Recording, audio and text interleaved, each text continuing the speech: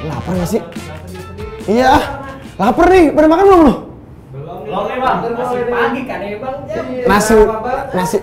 Belum mulai juga sih, baru setengah 8. 8 kurang seperempat. Bang. Iya. Orang. Siapa? Bentar. Oh, nah. Yuk masuk. Oh iya. Misi Pak. Oh iya, dia siapa nih? Saya Yaser Pak. Oh ya, Ser ini. Saya Ade. Ade ini. Rizka. Oh, Rizka. Duduk. Oke. Duduk. Silakan. Nih. Sarapan pending dulu ya. Layanan dulu, ingat. Apa namanya? Layanan? Ya. Layanan ASN. Oke. Sebelum kita mulai ngobrol sama 3 bintang tamu kita nih, coba lihat dulu video ini deh. Kali ini kita akan membahas tentang kelebihan masing-masing antara lulusan perguruan tinggi kedinasan dengan perguruan tinggi umum. Yuk kita bahas kelebihan antara dua lulusan yang sangat digandrungi saat ini. Kira-kira kalian pilih yang mana ya? Lulusan perguruan tinggi kedinasan atau lulusan perguruan tinggi umum? Oke, mulai dari perguruan tinggi kedinasan. Perguruan tinggi kedinasan bisa dibilang zona aman dan aman karena kalian nggak perlu pusing-pusing lagi setelah lulus nanti. Mau kerja di mana dan sebagai apa. Pokoknya dipastikan jadi abdi negara atau pegawai negeri sipil yang selalu mendapatkan gaji bulanan yang diberikan. Nah, maka dari itu, untuk masuk perguruan tinggi kedinasan di masa sekarang-sekarang ini cukup berat dan sulit persaingannya. Seleksi ujiannya perguruan tinggi kedinasan berbeda ketimbang perguruan tinggi di mana mereka punya ketentuan masing-masing yang terikat dengan kementerian yang menaunginya.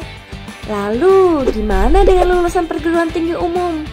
Nah, di kaula anak muda sekarang, mereka lebih cenderung memilih untuk melanjutkan pendidikan perguruan tinggi umum. Kenapa demikian?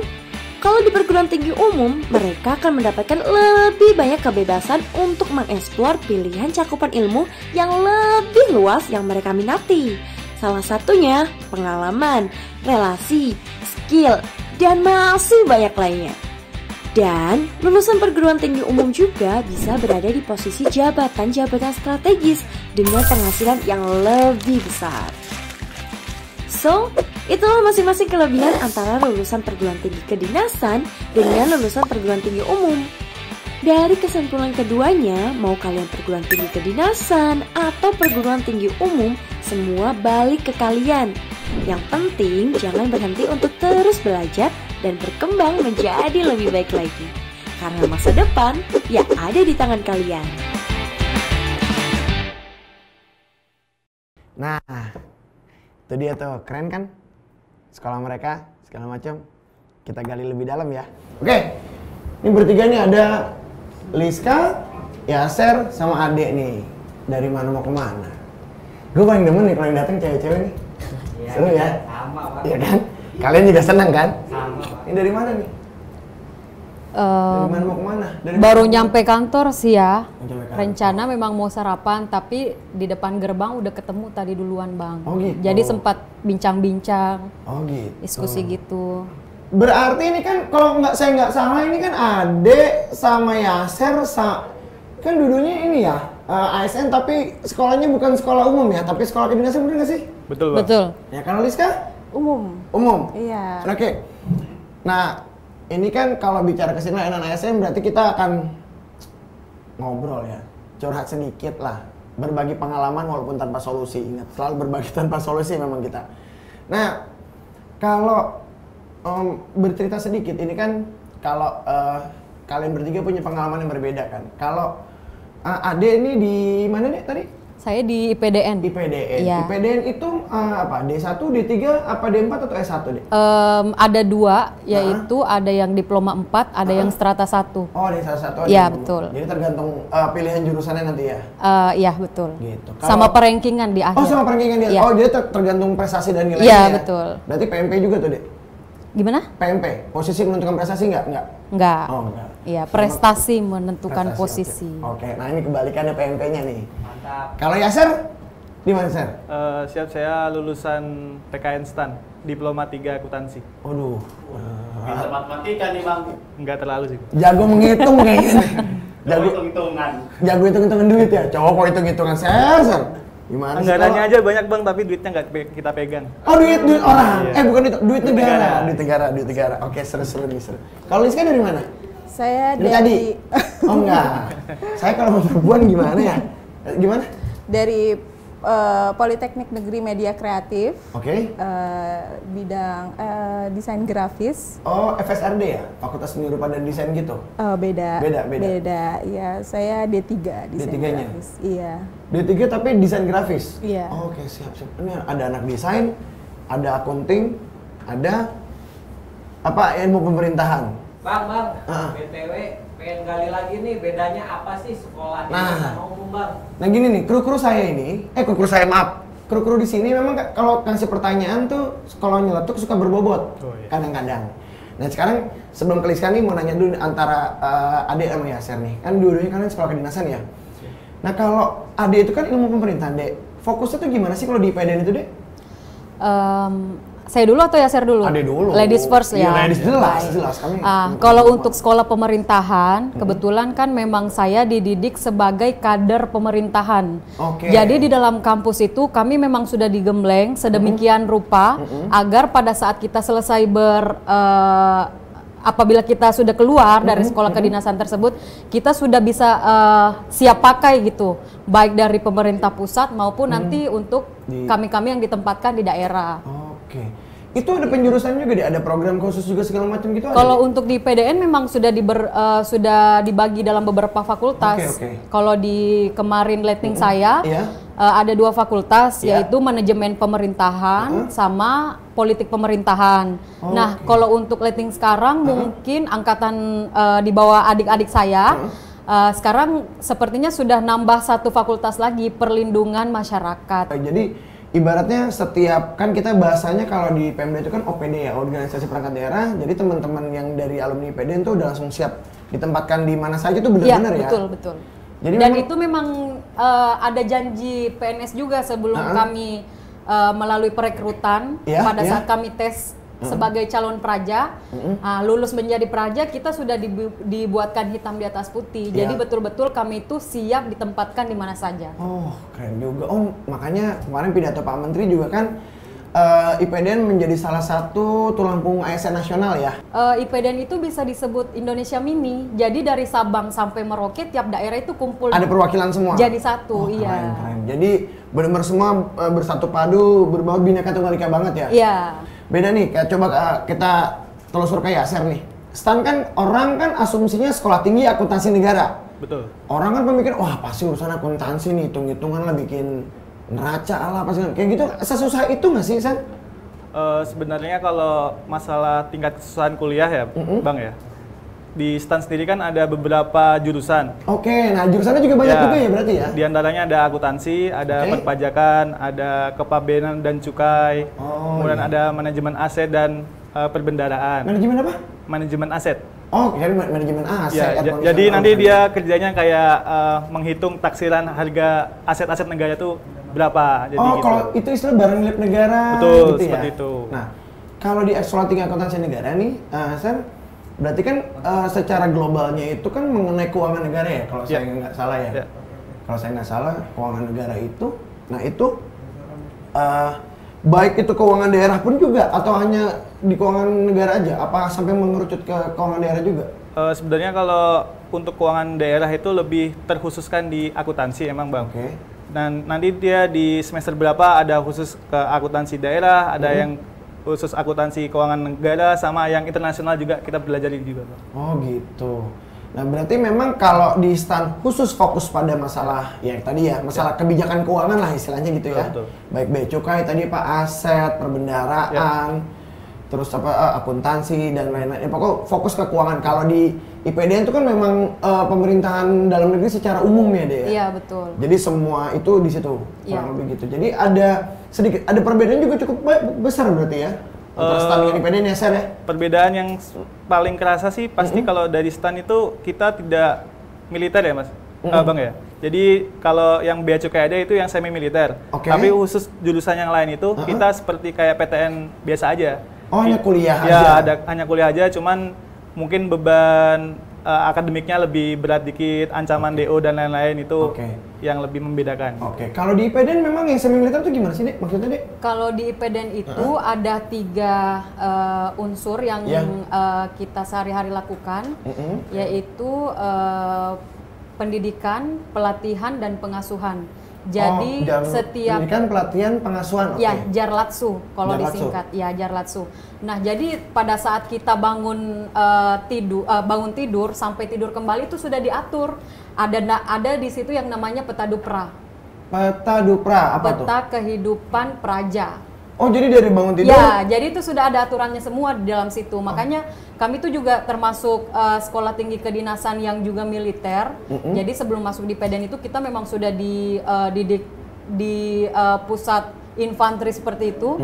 Jadi dari segi militer juga kita sudah siap sih. Berarti mental fisik disiplinnya juga ditempa ya? Iya, betul. Kalau tadi di stan hanya bea cukai aja.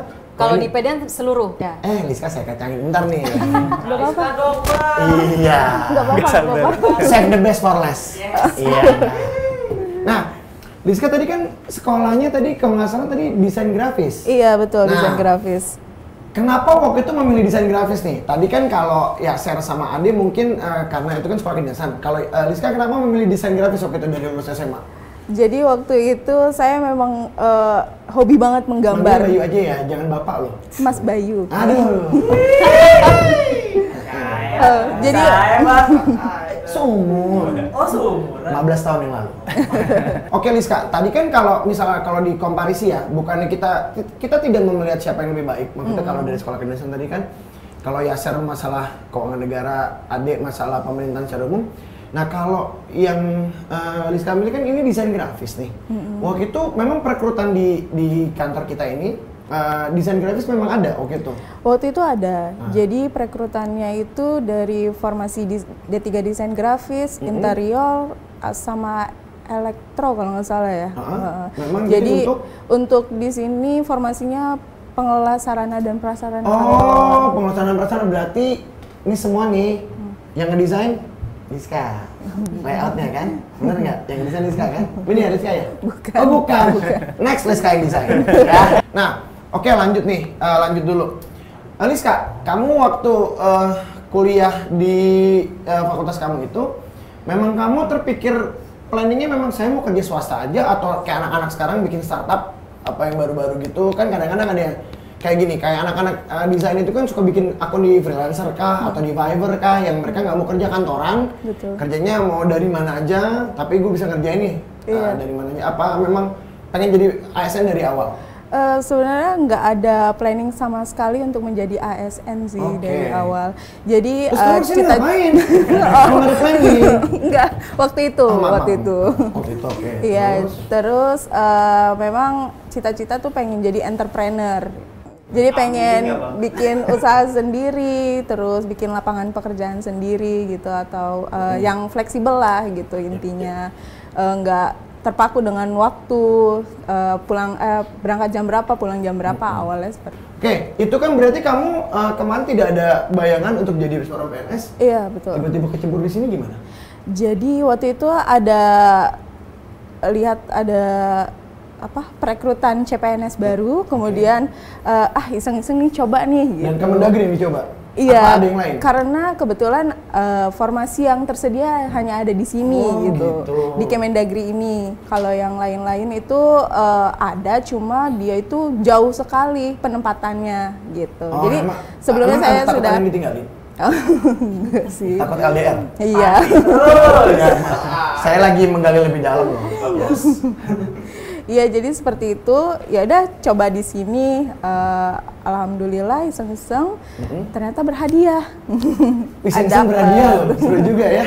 Jadi memang berawal dari iseng-iseng. Iya, ternyata alhamdulillah dapet. Isengnya aja jadi PNS. Gimana serius? Nah, lalu tadi kan Liska kan tadi planningnya memang awalnya nggak mau jadi pegawai negeri. Iya. Tiba-tiba memang ada kesempatan dicoba. Nah kalau Ade sama Yaser nih, kalian itu kan di sekolah kedinasan itu mulai dari Ade dulu Yaser ya ladies first ya. Deh kalau di IPDN itu memang maaf ya, begitu masuk ke IPDN keterima, anggaplah 4 tahun tidak ada masalah ya, tidak ada ya kan namanya sekolah itu kan kita ada kemungkinan Iya. kalau kita bermasalah dikeluarkan atau gimana ya. Betul.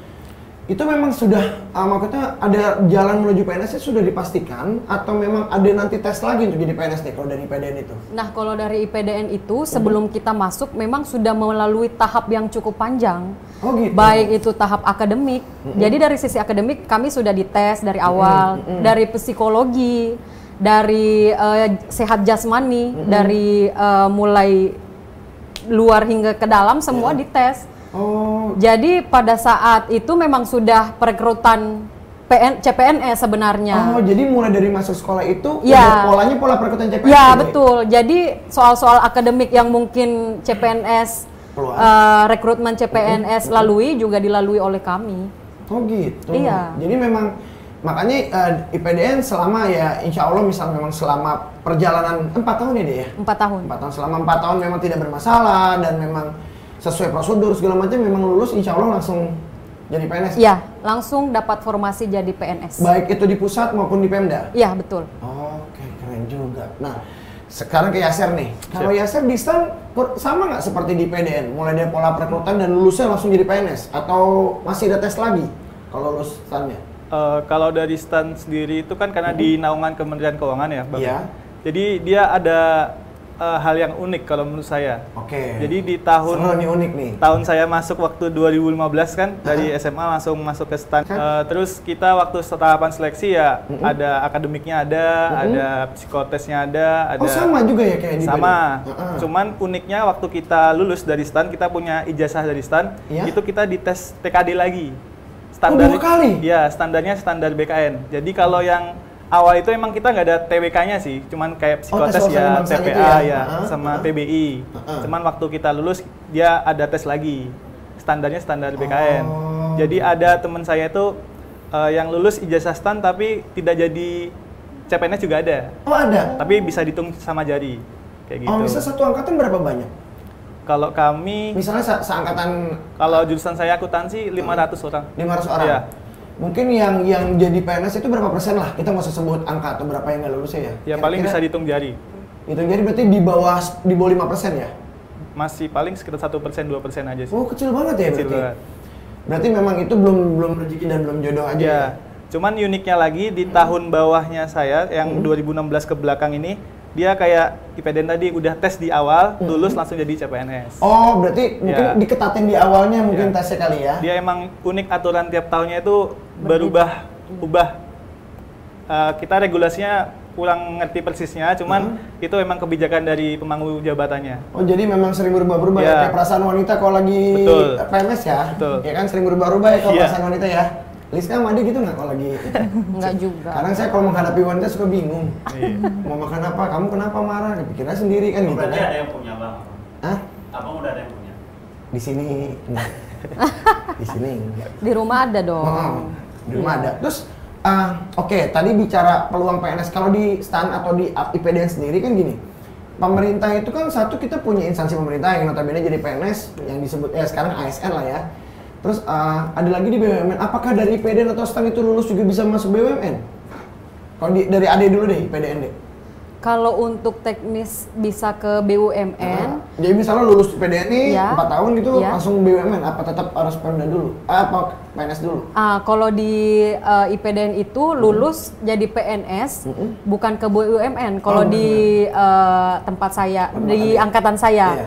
karena kami lulus itu langsung ditempatkan berdasarkan formasi yang sudah tersedia, tapi Oke. tidak bisa dipungkiri bahwa hanya di Kementerian Dalam Negeri, karena kan IPDN ini di bawah naungan Kementerian Betul, Dalam betul. Negeri ya. Dan Pemda juga ya? Iya, karena kita betul. koordinator Pemda ya? Nah, pada angkatan saya itu ada beberapa kementerian lembaga lain yang ternyata juga meminta sebegitu oke. Mungkin kerennya mereka mungkin butuh IPDN. supporting administrasi Ya, pemerintahan kali deh ya? kayak Setjen DPD, Setjen DPR, BKN, Kemenpora, Kemen Pariwisata, semua minta alumni IPDN. Soal kemarin juga saya dengar ada beberapa teman-teman alumni PNS udah ke Ombudsman, Iya, udah betul. ada yang ke Kominfo juga. Iya, betul. Kemenpan malah kemarin juga minta banyak. Ya? Kemenpan, iya banyak kan. Karena memang IPDN fokusnya dia tidak hanya satu titik aja kan, Iya, dia betul. pemerintahan secara global, Iya. secara umum ya, pemerintahan Iya. dalam negeri. Oke.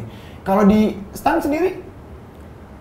Tahun saya juga kebetulan kurang lebih sama. Jadi waktu kita lulus 2018 itu ada sekitar 27 kementerian lembaga meminta lulusan dari alumni STAN. Kemudian di bawah saya lagi baru ada tuh adik-adik tingkat saya itu masuk ke lingkungan Pemda juga. Jadi memang kita sekarang tusinya udah disebar untuk. Berarti sekarang memang sekolah kedinasan udah mulai semuanya mix and match ya? Iya. Ya, Kita kebutuhan bicara dari kebutuhan, tiap daerah juga ya. Sama seperti Liska nih, tiba-tiba kan orang juga bingung kan kok tiba-tiba sarjana desain, makanya lulusan desain grafis masuk di instansi kan jarang. Biasanya kan memang yang instansi pemerintah kan palingnya ilmu sosial, segala macam ilmu teknik gitu ya. Nah oke, Liska nih, kamu kan pada saat kamu ikut PNS, tes PNS itu kamu melihat ini sebagai sebuah peluang atau memang cari aman aja nih di kehidupan gitu kan? Ada orang cari peluang mencari aman. Iya, sebenarnya menurut saya sebuah peluang. Jadi untuk mengembangkan diri, peluang untuk mengembangkan kompetensi, terus jenjang karirnya juga lebih jelas dibandingkan swasta gitu. Nah kira-kira bayangan Liska nih begitu udah masuk ke dunia pemerintahan ini, tantangannya apa sih? Tantangannya itu, ya? Iya, karena saya background saya bukan di ilmu kepemerintahan, jadi benar-benar sama sekali masih kosong pada saat itu. Jadi saya bagaimana caranya harus bisa bersaing dengan mereka gitu. Masuk tahun berapa kemarin? Kemarin tahun 2019, angkatan 2019 masuknya tahun 2021. Yang kemarin kalian perekrutan itu sempat kepotong pandemi? Iya, betul. Iya, perekrutan sempat kepotong pandemi itu ya. Potong pandemi. Bang, gua mau nanya nih Bang. Apa nih? Ini kan tadi masih udah ngomongin sekolah kedinasan kan Iya. Bang? Nah sekarang kan udah jadi PNS nih Bang. Ya mereka nih bertiga. Sedikit info dong Bang, kerjanya ngapain aja sih? Nah, semakin berbobot pertanyaan mereka nih ya. Oke, pertanyaan dari Liska dulu ya. Yang paling dekat sama saya. Jaraknya. Ya kalau hati man. Segini. Nggak tahu saya. Oke, tadi pertanyaan dari Pak sutradara saya itu. Itu kerjaan yang Liska lakukan sekarang itu apaan aja? Dan kira-kira masih sinergi nggak atau masih agak nyambung nggak dengan kuliah kemarin gitu? Sama sekali nggak nyambung sih sebenarnya. Iya, kenapa? Jadi awalnya masih agak nyambung sedikit karena pernah ngedesainin flyer-flyer pimpinan dulu. Kemudian terkait kegiatan di kantor ya? Iya, betul. Terus kemudian pernah juga mendampingi pimpinan dan itu kan keprotokoleran ya. Sementara di kuliah tuh sama sekali nggak pernah untuk ngedampingi pimpinan tuh seperti apa. Berarti gitu. memang tantangannya tinggi banget ya? Iya. Adaptasi. Tapi berat? Coba dijalanin aja. Kita jalanin sama-sama. Astagfirullahaladzim, jalanin sama-sama. Saya suka hilap ya. Nggak gini loh Liska, kalau dijalanin sendiri kan berat. Ya. Kalau dijalanin sama-sama kan lebih ringan ya. Ya terus. Pancing terus. Masuk ya. Masuk ya. Ngapain dong Bang? Iya, saya tanya ya. Ade dulu ya, laki-laki belakang. Nah, kalau Ade nih Dek, selama 4 tahun tadi kan gitu, kan administrasi pemerintahan dalam negeri secara global nih Dek. Ada masalah inilah gitu. Yang Ade kerjain sekarang ini nyambung dengan yang Ade pelajari selama 4 tahun di IPDN itu Dek? Nyambung sih. Nyambung banget ya? Karena dulu saya itu di PDN Fakultas Politik Pemerintahan, belajarnya tentang kebijakan pemerintahan. Nah, dan kita setiap harinya melakukan sesuatu tidak terlepas dari peraturan perundang-undangan, peraturan pemerintah. Jadi saya rasa itu sangat nyambung. Jadi memang semuanya sangat terkorelasi dengan baik ya? Iya, betul. Apalagi di jabatan saya selama kurang lebih 4 tahun sudah berkecimpung di Kementerian Dalam Negeri. Saya juga pernah menjabat sebagai penyusun norma standar dan prosedur. Itu saya rasa NSPK itu ya? Ya, NSPK. Saya rasa itu cukup sangat berguna ilmu yang saya dapatkan pada saat di IPDN. Berat nggak Dek? Berat. Dalam menjalani ini? Seperti ini kalau saya, pekerjaan itu harus dicintai dulu. Nah, pada saat kita sudah cinta, sudah sayang dengan pekerjaan, segala sesuatunya insya Allah akan ringan menjalaninya. Gitu. Nah, mungkin kalau Adi juga butuh kita jalani bersama juga nggak apa-apa deh. Nanti ada yang marah di belakang. Oh iya benar. Iya. Aduh, copot dulu. Nyangkut ini. Kena gue ternyata udah ada yang punya, Bos. Rizka belum kan? Nomor lu punya? Punya pacar. Punya pacar. Tapi tetap punya kan nomor 8? Iya. Ya. Oke, kalau Yaser nih. Yang Yaser berarti D3 itu 3 tahun ya, Ser? Kurang lebih ya? Ya, betul. Kurang lebih 3 tahun. Yaser kan fokusnya kemarin di akuntansi ya? Iya. Sama Yaser kerjaan sekarang di kantor gimana, Ser? Kalau dari hal yang kita pelajarkan, paling berapa persen aja itu yang kita terapkan, maksudnya tuh nggak banyak juga ya, paling sekitar 10% 15%. Iya. Sisanya emang kita di sini otodidak. Praktis ya, semua praktis Ya, sendiri. harus praktis, harus bisa cepat, capable sama instruksi dari pimpinan. Kalau saat ini yang saya kerjakan kebetulan di bagian sarana dan prasarana gitu, kita menginventaris semua BMN di kantor. Barang milik negara? Ya, betul sekali. Terus juga tentang penganggaran di bagian umum untuk mendukung operasional perkantoran kan. Kemudian kita juga ada koordinasi ke regional-regional kantor vertikal kita. Oh iya, UPT Ya, karena kita sebagai unit eselon 1 harus bisa mengkondisikan instruksinya seperti apa. Nah, berat nggak, Sar, jalaninnya? Kalau berat sih enggak tapi juga saya nggak sih. mau jalanin barang dia ya. Gimana, berat nggak? Ya, Iya, kalau soalnya masalahnya keuangan sama barang milik negara aset loh. kalau Gitu. udah dicintai ya kita melaksanakannya ya santai-santai aja sih. Lebih cinta mana sama calon istri? Calon istri. Pakai ditanya. Masa depan. long life. Iya. Bang, mau nanya dong, Ya, Bang. gimana? Mereka kan sudah ditugaskan oleh bidangnya ya. Ya. Nah, kalau boleh milih sendiri nih, pilihan mereka mau masuk bidang apa? Nah, Wah. tuh pertanyaan bocoran dari sutradara nih. Kita Yaser dulu lah, kasihan masa belakangan terus kan. Ser, tadi pertanyaan tuh, kalau memang bisa milih, Yaser lebih suka penempatannya di bidang apa, Ser, di kantor pemerintahan kita ini? Kalau ditanya opini pribadi, Iya. saya melihat bidang-bidang ada yang di BPSDM ini, saya lebih suka sekretariat sih emang sih. Sekretariatan ya? Karena saya tipikalnya suka kerjaan yang monoton tapi bisa berimprove. Oke, jadi terlihat monoton mungkin. Iya, terlihat monoton Tapi bisa improvisasi. Ya, kalau di bidang-bidang itu saya melihatnya harus spontan banget gitu. Seperti itu. Spontan banget. Jadi Ya. memang fokusnya sekretariat ini kan sekretariat itu kan kalau saya nggak salah itu kan ada namanya perencanaan, Ya, ada ya, tata ya. usaha, ada kepegawaian, ada keuangan gitu segala macam. Kalau Yaser lebih fokusnya bagian umum atau fokusnya yang mana? Kalau Yaser yang lebih Yang kalau bisa masih nyerempet-nyerempet dengan keuangannya, penganggaran nggak masalah. Oke. Karena saya juga melihat sekarang itu aplikasi yang sudah diterapkan di kementerian-kementerian itu kan sekarang pakai Sakti ya. Iya. Jadi kita itu bisa terintegrasi kan ke dengan Iya, keuangan? kita bisa kerja di mana aja, terus juga tutorial sama apa-apa aja yang kita ada. Jadi nggak harus manual-manual lagi. Oke, keren. Berarti fokus emang ke bagian keuangan. Iya. Kalau Ade deh, Kalau Ade saya bisa milih lah gitu. Kalau saya pernah jadi protokol, pernah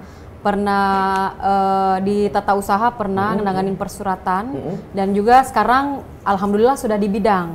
Bidang berarti kegiatan-kegiatan pengembangan kompetensi Ya, kegiatan-kegiatan pengembangan kompetensi, dan saya rasa sekarang udah fashion saya di bidang itu karena bidang saya itu terkait dengan jabatan fungsional yang memiliki kolaborasi atau instansi pembina dari kementerian lembaga. Oh, berarti koordinasi ke Ya, mana ya? jadi kerjaan saya memang ngetuk kementerian lembaga. Oke. Jadi memang secara networking juga bisa meluas ya? Iya, betul. Jadi relasinya jauh lebih banyak. Iya, benar. Temannya makin banyak. Iya, betul. Itu yang lebih Nanas, penting. Bro, tuh. Jadi kan semakin banyak network kan kita bisa semakin banyak Iya. silaturahmi ya, banyak inilah, Betul. banyak ide, banyak pengembangan. Nah, kalau Rizka nih, kalau kamu bisa milih, kamu lebih suka di bidang apa, di bagian apa lah kalau di kantor pemerintahan ini? Jujur ya, kalau saya lebih tertarik di bagian umum. Bagian umum, Iya, pengelolaan pasti ini, media kreatif sih. media kreatif. Oke, berarti publikasi ya? Iya. Ya karena memang agenda kreatif. Memang fokusnya Rizka kan di kreatif ya, desain gitu. Jadi memang lebih suka di situ. Kalau bisa boleh milih. Iya, betul. Nanti kita atur lah gampang. Kalau buat Rizka semua juga bisa kan ya? Oke. Bentar nih, sebelum kita lanjut kita ada sedikit Viti. Iya bang, ada Viti. Nah, nih lihat nih. Ini keren nih. Ini keren nih. Coba ditayangin dulu, bro.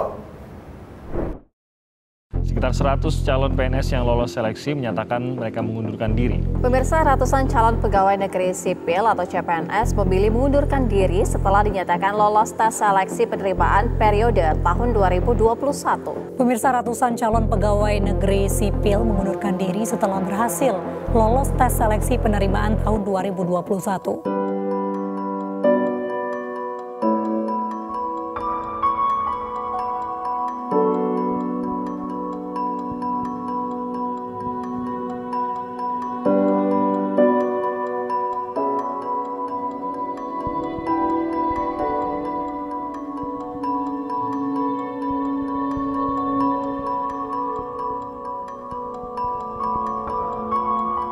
Saya sangat menyayangkan karena negara sudah mengeluarkan anggaran begitu besar untuk pelaksanaan CPNS ini. Kalau misalnya kalian mengundurkan diri itu salah satu kesempatan yang terbuang, dan menurut saya ya sia-sia karena merugikan negara khususnya.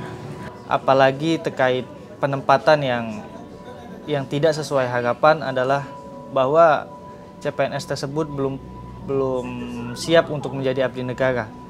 Karena sebagai abdi negara harus siap untuk ditempatkan di mana saja. Pembukaan CPNS baru selalu ditunggu. Beribu-ribu pelamar berharap diterima. Pengunduran diri ratusan CPNS menjadi fenomena baru. Apakah menjadi abdi negara kini tidak lagi diminati? Wah, kan? Gawat kan videonya kan?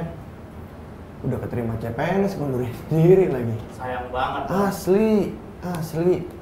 Oke, kan dia nggak tahu ya begitu ribetnya untuk bikin perkutan CPNS kan? Daftarin dulu, kuota dikeluarin sama pemerintah, lalu dikirim ke Menpan BKN untuk ngeluarin NIP. Udah NIP keluar, orangnya berapa dikirim ke Kementerian Keuangan untuk bisa nganggarin per orangnya berapa sampai dengan dia pensiun, ngundurin diri.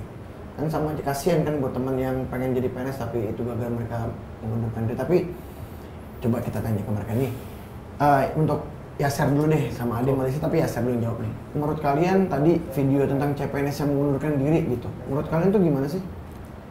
Kalau menurut opini saya pribadi sih, gitu. Sangat disayangkan ya.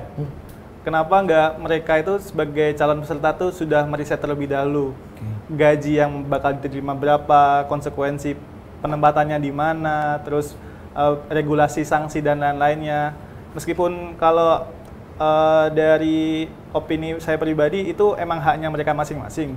Tapi kan di samping itu banyak sekali orang-orang yang aslinya lebih kompeten, lebih loyal kepada instansinya, malah di situ peluangnya disia-siakan. Seperti itu. Berarti itu ya, kalau itu menurut Yaser ya? Iya. Kalau menurut Rizka gimana? Yang CPNS yang udah keterima mengundurkan diri, udah gitu tadi alasannya karena gajinya kecil lagi. Gimana? Ya, sangat disayangkan sekali ya. Seharusnya benar kata Mas Yaser, mereka sebelum daftar sebagai PNS harus research dulu. Ya, mengenai gajinya, penempatannya di mana gitu. Sayang aja sih. Sayang banget ya. Iya. Sayang banget. Kalau menurut Ade gimana, Dek? CPNS alasan gaji kecil lagi. Kalau menurut saya sih sama dengan pendapatnya Yaser sama Liska ya. Tapi mungkin tambahan dari segi PNS itu kan mungkin belum juga terinformasi bahwa PNS itu juga menganut sistem hierarkis. Jadi kami itu melalui CPNS kan otomatis mulai dari bawah, sementara di atas sudah ada pimpinan. Mungkin kebiasaan mereka yang pernah berkecimpung di swasta, ada ide langsung bisa disalurkan. Kalau di sini kan ada peraturan yang mengikat, ada perintah atasan yang harus kita harus loyal dengan perintah atasan. Jadi mungkin seperti itu kalau menurut saya. Oke. Berarti ya memang kesimpulannya tadi gitu ya. Menurut Ade juga ya mungkin di sini kita ada tatanan yang berbeda, ada birokrasi, ada hierarkis. Nah, terus benar di era sekarang ini kan juga sebenarnya kan informasi gampang ya kita akses ya, apalagi dunia udah di genggaman Anda di era digital sekarang gitu kan. Di era digital sekarang kita bisa misalnya mau daftar ke anggap ke kantor kita lah. Kan bisa dicek kan. Kalau gaji pokok mungkin PNS Indonesia sama nggak sih ya? Sama. Kalau gaji pokok PNS kan yang membedakan itu mungkin kan tunjangan kinerja ya, masing-masing ya, setiap instansi beda. Apalagi setiap Pemda karena mereka punya apa? PAD masing-masing. PAD istilahnya, PAD pendapatan asli daerah. Nah, itu kan beda-beda. Jadi memang Bener ya, share juga Liska tadi adek cerita, kenapa nggak dicek dulu sih, kenapa main tes aja sih gitu, nggak mikirin yang lain gitu. Kalau menurut kalian misalnya ada yang ngomong gini, nah kita mau tes aja, kita bisa lolos apa nggak, bisa lolos gitu tuh. Menurut kalian tuh gimana tuh? Kayak kalau tadi kan mungkin ada yang nggak research, tapi ada yang lagi, ya gue ngetes aja. Lebih kayak egois ya. Yeah. Gimana menurut Yasser? Yaitu mereka lebih mengedepankan egonya sendiri, ingin jadikan event pendaftaran CPNS itu sebagai ajang pembuktian. Tapi di samping itu semua, kalau menurut saya pribadi juga aturan dari pemerintahnya mungkin kurang terlalu ketat.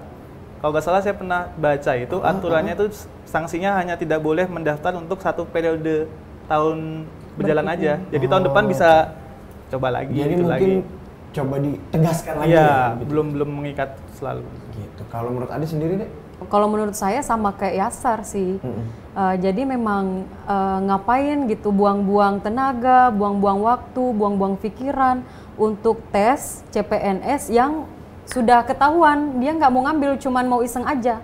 Jadi dari segi kami pemerintah, loh kok seperti ini. Jadi pemerintah itu sudah merencanakan dari jauh hari, membutuhkan anggaran yang banyak, pemikiran dari pemangku kepentingan. Nah tiba-tiba datang orang seperti itu, jadi aduh kayak disepelekan aja seperti itu.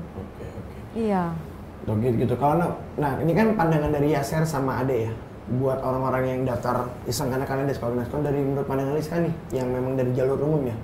Buat teman-teman yang ngetes CPNS buat iseng aja, tapi kalau misalnya keterima pun saya tetap tidak akan kerja di PNS gitu. Menurut Liska tuh gimana? Iya, sama sih sama Mas Yasser sama Mbak Ade, ya sangat disayangkan aja ada gitu ya, maksudnya mereka kayak mempermainkan gitu, membuat ajang seperti itu gitu. Jadi gitu ya. Nah sedikit nih, kita kan bicara ASN sekarang, bicara PNS, bisa perekrutan CPNS. Kan kita nih kerja di BPSDM Kemendagri sama teman-teman ya, Liska, Yasser sama Ade. Kita ada visi kan. Visinya itu aparatur pemerintahan dalam negeri yang kompeten dan profesional. Nah, sebelum saya lanjut ke situ, saya ada punya 3 pertanyaan, masing-masing harus kalian jawab nih. Kalau kalian benar-benar the true ASN. Sekarang nih, Pak Mendagri sekarang siapa, Liz? Pak Tito Karnavian. Siapa? Pak Tito Karnavian. Yang kenceng dong, aku nggak dengar, gimana? Pak Tito Karnavian. Iya. Bisa. Menenangkan jiwa suaranya. Aduh, Masya Allah. Lalu, Yasser nih, sebagai pemuda harapan bangsa, Hari Sumpah Pemuda tanggal berapa, Sir? 28 Oktober ya. Mantap. Keren juga nih. Kalau Ade, kalau core values ASN berakhlak itu apa aja sih, Dek? Berorientasi pada pelayanan, akuntabel, kompeten, harmonis, loyal, adaptif, dan kolaboratif. Mantap. Cocok ya? Cocok ya? Apa ya? Nah, kita balik lagi tadi kita udah bilang di kantor kita ini kan udah ada semacam visi ya. Kita mau jadi aparatur pemerintahan dalam negeri yang kompeten dan profesional. Karena kan tusi kantor kita itu kan untuk pengembangan SDM. Bener kan, pengembangan SDM. Nah, dari sudut pandang kalian ini sebagai seorang ASN tuh harus bagaimana sih kita agar bisa mewujudkan aparatur pemerintahan dalam negeri yang kompeten dan profesional? Coba deh, Ade dulu deh. Nah, kalau untuk misi visi ya, BPSDM, aparatur pemerintahan dalam negeri yang kompeten dan profesional, sebagai ASN mungkin kalau misalkan masih baru, mungkin lebih ke membekali diri sendiri dulu. Jadi ikut pengembangan kompetensi yang betul-betul mungkin kita kurang atau masih ingin menggali lagi lebih dalam. Kemudian yang kedua, kalau saya pribadi, karena saya di PDN, mungkin saya lebih banyak interaksi sama senior-senior juga yang lebih dulu berkecimpung di dalam dunia pemerintahan. Jadi minta saran dan masukan, dan kita harus seperti apa, jadi harus bagaimana, dan seperti apa ritme kerja kita setiap hari. Dan yang ketiga, sebagai ASN yang profesional, kita harus itu yang tadi Kemendagri berakhlak, Pelayanan dari segi pelayanan kita akuntabel kita, pertanggungjawabannya juga kompeten, apalagi harmonis, sesama teman kerja harus saling sinergi, kemudian adaptif, dapat menyesuaikan diri dalam lingkungan mana aja, dan kolaboratif kerja kolaborasi seperti itu. Nah itu kan pendapat Ade itu ya mengenai aparatur pendidikan yang profesional dan kompeten nih. Kalau menurut Yasser dulu deh, untuk bisa mewujudkan visi itu gimana? Kalau menurut saya di kantor ini kan ada unsur pribadi diri sendiri dan unsur untuk organisasi. Ya betul. Pasti dari sisi per individu itu kita kalau bisa sebisa mungkin tuh kita harus menjadi orang yang berkompeten di bidang yang kita tangani. Jadi mindsetnya jangan puas dengan skill yang kita miliki saat ini, tapi tuh kita harus bisa menanamkan diri bahwa ini tuh ada skill yang bisa terus kita pelajari. Jadi jangan terus puas dengan apa yang kita miliki saat ini. Kemudian untuk kolaborasi pasti di dalam satu instansi untuk mencapai suatu visi dan misi itu kita harus bisa berkoordinasi antara layer-layer antara pelaksana, pemegang mangku jabatan dan lain-lain agar satu visi itu bisa kita wujudkan bersama-sama. Oke. Siap-siap, makasih ya Yasser. Kalau Liska gimana? Kalau dari saya tetap bekerja secara profesionalisme, terus selalu mengembangkan kompetensi dan selalu adaptif terhadap perkembangan zaman, perkembangan teknologi dan ilmu pengetahuan supaya kita selalu memberikan pelayanan yang terbaik kepada masyarakat. Iya, makasih ini Liska. Nah, Liska Yasser Made pendapatnya terkait berarti kita tetap memang core values berakhlak itu tetap harus kita implementasikan lah ya. Nah, ini seru nih, kita bicara mengenai berakhlak karena kan sudah mengingat kita era pandemi ini kan yang tadinya kita berubah menjadi bertransformasi menuju digital. Kan tadinya perlahan kan kemarin begitu pandemi kan gitu. Secara disrupsi kan gitu cepat tuh. Mendadak semua digital kan. Ya kayak Liska kemarin mengalami latsarnya juga kalau nggak salah online ya. Enggak online. Latsarnya ya? Latsarnya online kan? Yasser juga? Saya offline. Offline. Oh Yasser masih offline ya? 2019. Iya, 2019. Ade juga masih offline kan dulu ya? Kalau Ade lebih ke kuliah lanjutan, alhamdulillah online juga. Online juga. Nah itu kan berarti kan semuanya kan mengalami kesini itu transformasi digital. Kita penyelenggaraan pengembangan kompetensi kan semua udah mulai online. Terus udah mulai ada istilahnya kan LMS kan, Learning Management System atau Knowledge Management System juga. Nah begitu kita mendadak harus ngebut nih, berubah transformasi digital kan, reformasi birokrasi di era industri 4.0 itu. Nah, tadi kan Yasser sempat singgung sedikit nih, kerjaan itu sebenarnya karena sekarang sudah digital, bisa dilakukan dari mana aja.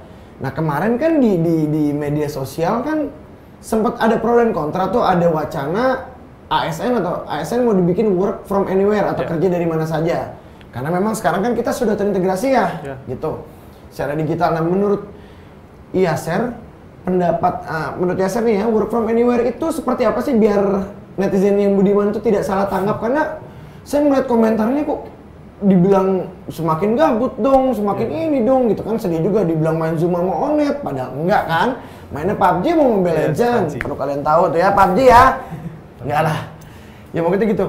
Menurut Yasser tuh terkait work from anywhere tuh untuk di dunia pemerintahan lah, kita gimana sih? Selama ini kan yang kita kenal itu hanya WFA sama WFO ya. Iya.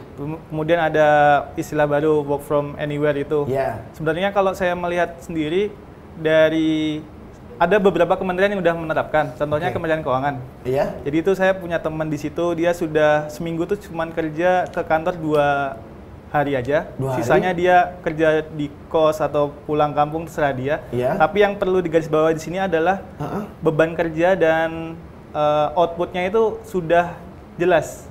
Jadi mereka kerja itu benar-benar berbasis tusi-tusi, to-do list-nya itu sudah jelas semuanya. Jadi itu terlaporkan juga ke pimpinan juga meng-cross check ke bawahannya gitu.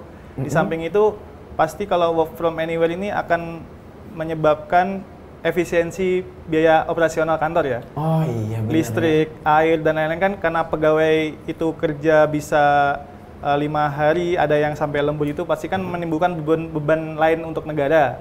Nah, itu mungkin salah satu solusi juga untuk negara dalam penghematan uangnya. Oke, makasih ya Ser. Nah, Liska nih, Liska sekarang kan penempatan masih di ketatausahaan kan. Bicara work from anywhere gimana menurut Liska nih? Kalau menurut saya dengan adanya pemerintah itu sistem pemerintahan berbasis elektronik ini memungkinkan kita bekerja secara lebih fleksibel dan bisa di mana aja dan kapan saja sih sebenarnya. Dan itu maksudnya secara efektif dan efisien, Liska setuju dengan hal itu maksudnya gitu? Kalau saya sih secara pribadi setuju dengan hal itu gitu. Karena kita bisa bekerja di kapanpun gitu kan dan dimanapun. Dengan catatan internet hidup ya? Iya betul, jadi tidak ada batasan gitu. Nggak ada batasan? Aduh. Iya, kalau Ade saya nggak berani gangguin, udah ada yang punya. Nah, kalau Ade nih, apalagi Ade tadi kan Yaser yang di bagian keuangan gitu, Liska yang di ketatausahaan pengadministrasian umum gitu ya. Nah, Ade nih, Ade kan sekarang kan posisi di bidang penyelenggaraan pengembangan kompetensi kan, Ade. Nah, menurut Ade work from anywhere itu gimana, Ade? Bekerja dari mana aja tuh, Ade? Kalau work from anywhere secara administrasi sangat membantu dalam hal di mana persuratan sudah bisa kita akses melalui cukup handphone atau laptop. Jadi mau di mana saja kita lagi meeting atau rapat di luar sama sama orang lain juga masih bisa diakses. Namun kalau dalam pelayanan, karena saya mendiklatkan beberapa jafung yang ada di Kementerian Dalam Negeri, otomatis sasarannya itu sama manusia atau makhluk hidup. Jadi dari segi pelayanan memang harus di kantor sih. Ya, jadi secara administrasi sangat membantu. Tapi kalau misalkan dari segi pelayanan, saya rasa memang lebih efektif kita bertemu face to face dengan orang yang akan kita beri layanan. Berarti itu. Secara kegiatan, Ade ini apa di mix? Apa ya, saya online-nya sama ketemu gitu? Atau saya tiap harinya mix. Kalau untuk persuratan bisa saya akses melalui rumah, tapi di rumah. Tapi kalau misalkan dari segi pelayanan, saya lebih banyak di kantor. Iya. Dan dari segi kolaborasi pekerjaan, karena saya dengan KL memang harus bertemu. Jadi bertemu dulu, setelah itu mungkin bisa lanjut menggunakan media-media yang mendukung seperti itu. Iya, karena memang bidang Ade penyelenggaraan harus koordinasi ke semua kementerian teknis ya. Selaku instansi pembina. Jadi memang sebenarnya work from anywhere ini secara pengadministrasian sangat membantu banget ya. Iya, betul. Banget ya. Apalagi misalnya mungkin kelas-kelas yang online gitu juga berpengaruh banget ya. Nah sekarang nih ada jawab cepat. Nanti saya lempar pertanyaan. Kalau Liska mau jawab, Yaser mau jawab, atau Ade mau jawab, sebut namanya. Ade jawab, Ade, Yaser, atau Liska gitu. Ada jawab cepat nih, oke? Jawab cepat nih, oke? Liska yang kenceng dong. Ini kayak ngomong aja nih. Enggak nih, Liska nih lembut banget, ngangetin jiwa loh. Di AC yang dingin ini. Insya Allah istri gua nonton nggak ya? Kasih Bang. Ini jadi kita ada pertanyaan, saya akan lempar beberapa pertanyaan. Kalau Ade, Yaser sama Liska mau jawab, sebut nama aja. Nanti jurinya mereka. Oke? Oke, Bray? Siap, Sekarang saya tanya dulu. Yang bisa jawab, jawab ya. Berapa lama cuti tahunan PNS? Berapa banyak maksudnya? Liska. 12 hari. Bener nggak?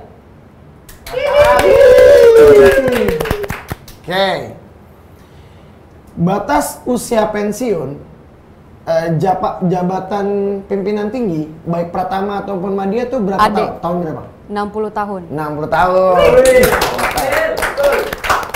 Kayak gitu ya, Pak. Terus, Ser.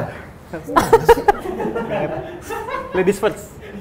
Tahu, cuman malu. Enggak gitu. Kalau salah aja saya yang cover nanti. Laki-laki tuh kan menang salah, kalah salah. Parah.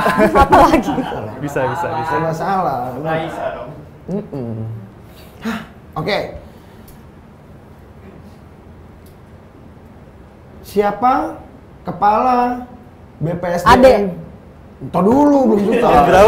Tahun berapa nih? BPSDM Provinsi Banten bukan? Kemenkumham. Siapa kepala BPSDM Kemendagri? Ade. Ade. Dr. Sugeng Haryono MPD. Bener nggak? Tuh. Terus Sariawan bagaimana sih kagak mau keluar suara ya, Dok? Oke. Yang terakhir nih. Yaser lagi deh. Karena yang terakhir kasih Yaser aja, Bang. Iya, Yaser deh. Kalau salah beban saya dong. Tadi bicara core values berakhlak. Ya. Oke. Untuk sebutkan berakhlak itu apa aja? Tadi udah sebutin sama Ade. Apa ya kira-kira ya? Berorientasi pada pelayanan, akuntabel, kompeten, harmonis, loyal, adaptif, kolaboratif. Betul nggak? Betul nggak? Betul. Apa ya? Iyalah. Hadiahnya? Hadiahnya nanti dari kru ya? Panitia. Tenang aja. Oke. Kita udah lumayan ngobrol, lumayan banyak nih. Tadi kita ada nonton ada video ya. Tadi pertama video tentang sekolah kalian masing-masing, kedua juga tentang CPNS yang mengundurkan diri gitu. Tadi kan Ade udah sharing masalah sekolah kedinasannya.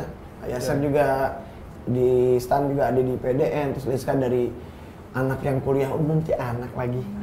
Kan seumuran ya. Udah punya pacar, Bang. Pacar doang, Bro. Sebelum Janur kuning dong, Kong. Maaf salah, sebelum bendera kuning, Bang. Astagfirullah. Waduh. Dark joke. Iya kan? Lebih serem kan? Gelap. Nah, tadi kan gitu kan, kalian ini kan sudah masuk di dalam dunia ASN nih. Kalau harapan Yaser dulu deh, sebagai seorang ASN, ke depannya ASN tuh harus seperti apa? Harapan Yaser? Kalau saya berharap sebagai seorang ASN tuh tiap-tiap masing individu itu harus lebih merasa bahwa dirinya itu sudah diberikan banyak keuntungan oleh pemerintah. Ya. Tinggal bagaimana kita memberi apa yang kita berikan pada negara ini.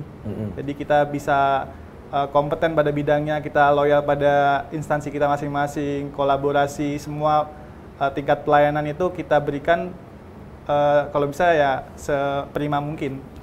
Ya.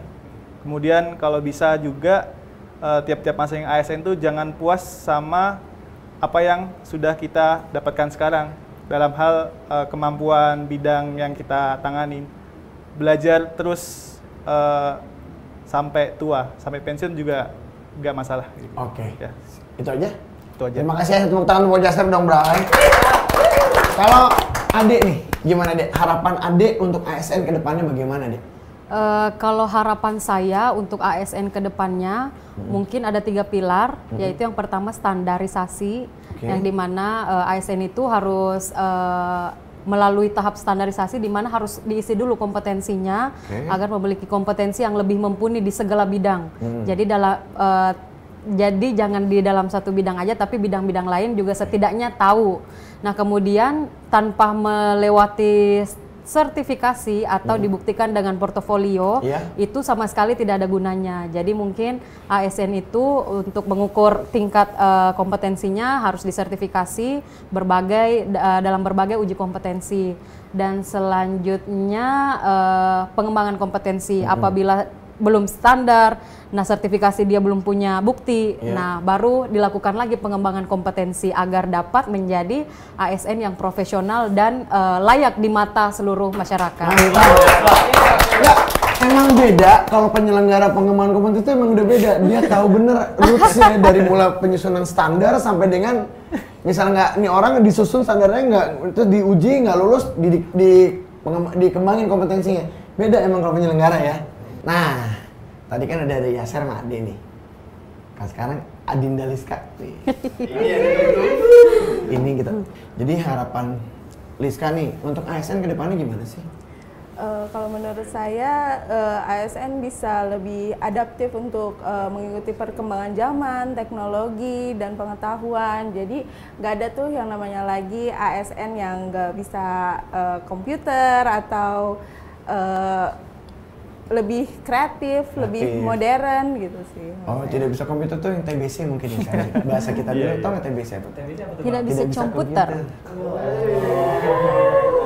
Gitu. Oke.